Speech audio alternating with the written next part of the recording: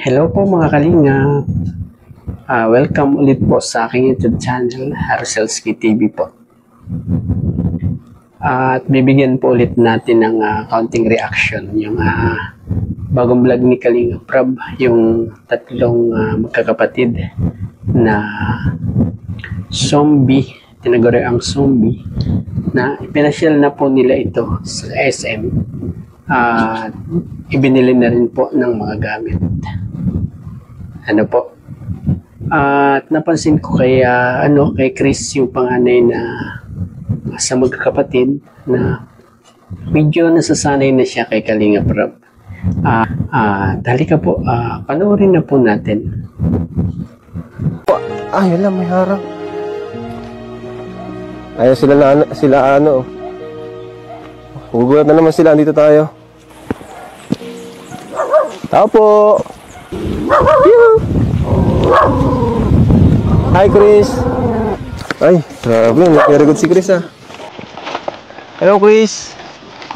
Lagay nito dyan, Chris. Ako na. Oh, kinagamit mo na yung cellphone Ano, maganda? Sino kasama mo? Yan po, tugang ko. Asan yung iba? Yan po. Uy, ginagamit na nila guys. Yung cellphone. Marunong ka na? Maganda? So, ano si mama mo? Po. Nanay mo? Ha? Hindi po. Nandyan? Si Chris. Dito kayo Bea, dito kayo. Sasama natin sila mga kalingap. Gusto niyo sumama ngayon? Chris, gusto niyo sumama ngayon? Tara, bis na kayo. Nagkapong balatong. Ha? Nagkapong sitaw. Sitaw? Opo. Nagkuha kayo sitaw? Opo. Alis tayo, para makapasyal kayo. Maaga pa Punta tayo sa mall. Nakapunta na kayo mall, hindi pa? Opo. Very good ka, naglalaro ka. Paano ka natuto niyan? Ayun mga kalingap, ginagamit na nila yung cellphone na binigay natin sa kanila. Saan yung dalawa? Hoy, dito kayo! Asa yung cellphone nyo? Melissa! At yun nga po, ang laki ng pagbabago ni Chris, di po ba? Kapansin-pansin po na yung pagdating ni Kalingap Rab doon at pumasok sa kanilang bahay, nakangiti po si Chris, di ba? Di tulad nung dalawang kapatid niya na mahiyain pa din kay Kalingap Rab. Nakatago pa rin sila sa isang sulok, di ba? Ang kagandahan naman po doon sumama po sila puntang SM. At ito po, panoorin po natin. Saan ka tayo pupunta? SM? Sasama natin sila sasama?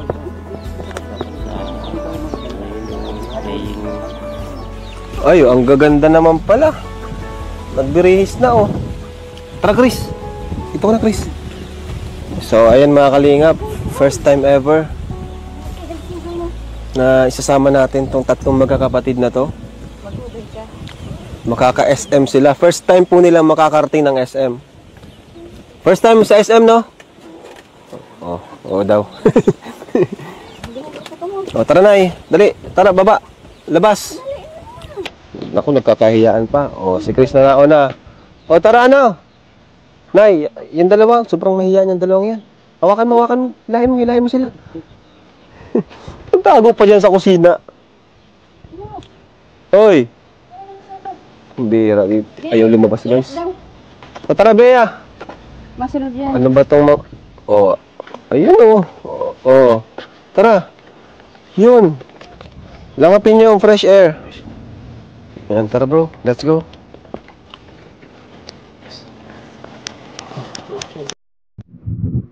At yun, talagang kapansin-pansin si Chris, po. At siya yung nakangiti, di ba? Halata sa kanya na masaya siya kasi makakalabas sila at may pasyal sa SM, di ba? Oh my God, mga kalingap. At saka, napakabilis nilang maglakad. Di ba? Diretso na po tayo nung nasa SM na po sila. Pagpasok nila sa lobby. Halika po, panoorin po natin. Huwag kayo matakot. Huwag kayo matakot. Relax lang kayo.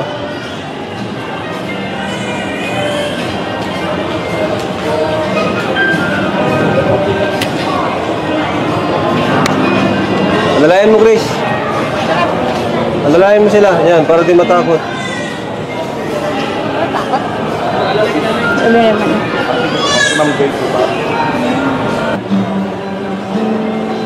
Ano? Gulat ka, no? Nagulat si Chris, no? Nagulat si Chris. Ayun nga po, mga kalingap. At ayan po. At mukhang wala talaga silang alam diyan. Lalo na yung pagsakay dyan sa escalator. At buti na lang si Kalingap Grace or si Kapitana andyan para gabayan sila. At napakabait ni Kalingap Grace talaga. Kahit sa mga angels, ganyan siya. Diba? At malaking bagay sa team ni Kalingap Rob si Grace.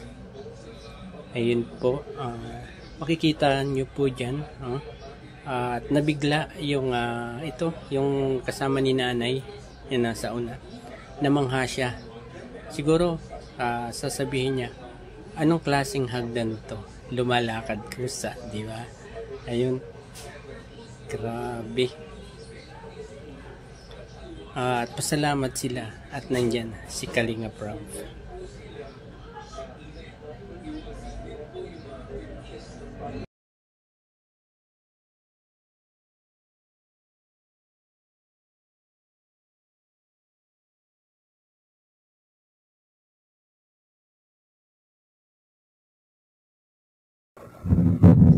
At yun nga po at manghang-mangha po sila nung makapasok sila sa loob ng SM. At siguro na bago sila kasi 'di ba aircon sa SM. Hindi kaila na masaya sila, lalo-lalo na si Chris na ngumingiti, 'di ba? At lalo na nung sumakay sila sa escalator, tulungan sila ni Grace para makasakay doon sa escalator. 'Di ba? At salamat na lang talaga kasi andyan si Kalingap Rob para tumulong sa kanila. At napakabait talaga tao ni Kalingap Rob. 'Di ba, mga kalingap?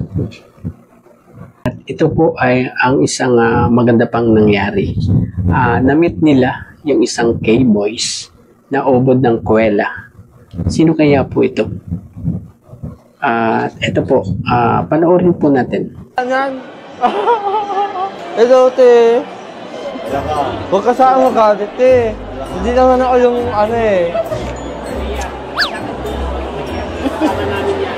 Te. Te. Takot daw sa akin. Hello, Ate Grace. Tawis kita. Ate, huwag ka matakot. Magalit ako. Sa adit kita sasawiyang ng ganun kasi masama yun eh. Te, kawal tayo. Huwag ka saan matakot, te. Magalit ako. Te. Ay. Kala ko, te. Huwag ka saan matakot, ha? Kasi magalit naman ako eh. Sawiyan ka na lang nila ng zombie, pero hayaan mo na lang sila. Hindi nila alam, ikaw ang tunay na zombie. Ano, gabi ka mga tao.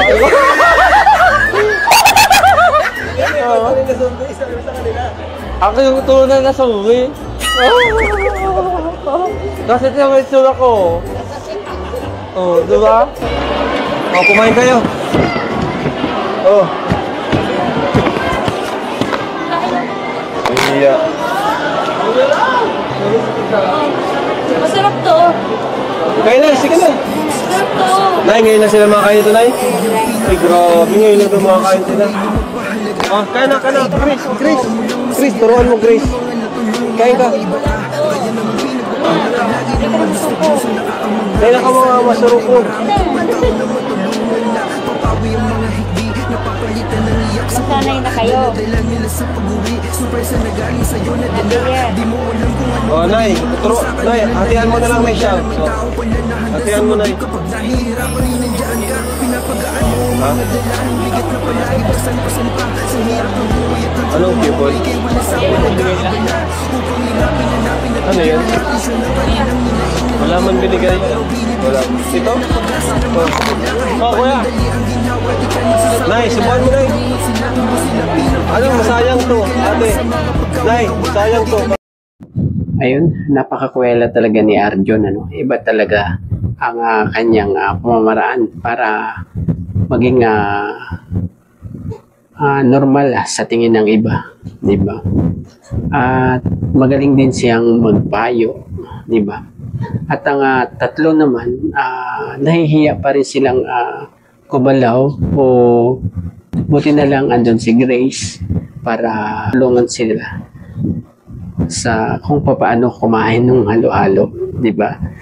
At maging sa pagkain ng halo-halo, nahihiya sila. Buti na lang andun si Grace para tulungan sila. Grabe talaga si Arjon, anong mga kalingap? Iba talaga ang kanyang pagkakwela. Grabe. Hanga talaga ako kay Arjon. At ang huli po natin ay yung pamimili ni Kalingap Rob ng mga gamit ng tatlong dalagita. At ang dami niyang pinamili doon. Mga gamit na Pambahay, pili kayo ng gusto nyo, magustuhan nyo. Dito na yun, mga ano, mga pambabae po. May ganito na kayo? Isa lang? Bilang ko sila. Para tigisa kayo. Anong gusto mong kulay? Kaya gusto mo nilisan. Anong gusto mong kulay? Ito na? O, ito. Para tigisa kayong tatlo. Wala sila nito, di ba? Wala. Ito, bibilang ko po sila, Nay. Sige, pili kayo. Pili kayo, Nay. Anong gusto mo, Chris? Ito daw, gusto ni Chris. Yan dapat, Pabango? Tigisa na kayo. Ha? Jasmine. Tigisa po sila. Ano pa? Maganda, tigisa kayo. Unan, ganito. Marunong ka? Alam mo para saan to? Ha? Ganyan, Patayo mo. Gusto mo? Pag matutulog kayo, bag. Gusto niyo yung bag? Pag mabundok kayo, di ba, Nay? Oo. Di ba? Pag mabundok sila? Gusto mo? Dala. Para pag ano kayo bundok, yung cellphone nyo, dito nyo lalagay. Ayan, Tapos, alam ko na, kailangan nyo suklay. Suklay ang kailangan nyo, bro. Suklay daw dyan, suklay. Ito, Bro, suklay. Para sa'yo. Ay, isa lang, no? Ang dami namang pig-isa, ano? Grabe na yan. Isang suklay lang. Yan, very good. Nail cutter. Ha? Maglinis siya. Tama, cotton buds pa. Yan, nail cutter, very good. Ito, may ginto, Social. Kasi ito, lagay ng mga ballpen. Bakuha tayong ballpen nyo, para magsulat kayo. Para bayad tayo. Nay, bayaran mo na, Nay. May dala ka? Wala? Wala. Dala. Mahal yan. Mahal pa naman dito. Kung nakapila na sila. Palagi yan magkakasunod, Nay. Nay. Hawakan nyo, Chris. Chris. Nag-isa kayo dyan. Ito pa po. Thank you po. Hawakan mo. Yun. Anong sasabihin? Anong sabihin? Salamat po. Anong sabihin mo? Salamat po, kuya. Ikaw? Salamat. Tara. Gusto mo yan? Gusto mo yan? Tingin siya, oh. Ano daw ito? Naku-curious ka, ano? Cellphone. O, picture. 1, 2, 3. Tingin dito, tingin dito. Tingin dito, yan. Iba't ibang mga gamit ang binili ni Kalinga Prab para sa tatlong dalaga. Tulad ng suklay, pampuyod, nail cutter, at iba pa na makakatulong sa kanila dahil sila ay mahaba ang buhok at kailangan nilang matutong mag-ayos sa sarili nila kasi mga dalaga na nga po sila, di ba? At ayun, bago po tayo magtapos, paki-suportahan po ang ama ng Kalingap, Kuya Val Santos Matubang, Ate Edna Vlogs, Kalingap Rob, at ang mga K-Boys, Kalingap Edo, Dr. Love, Kalingap Tata, Kalingap Dan, Kalingap Chomar, at si Kuya Red Sane. Ayun po. At ganito na lang po. Bye-bye. God bless po sa lahat.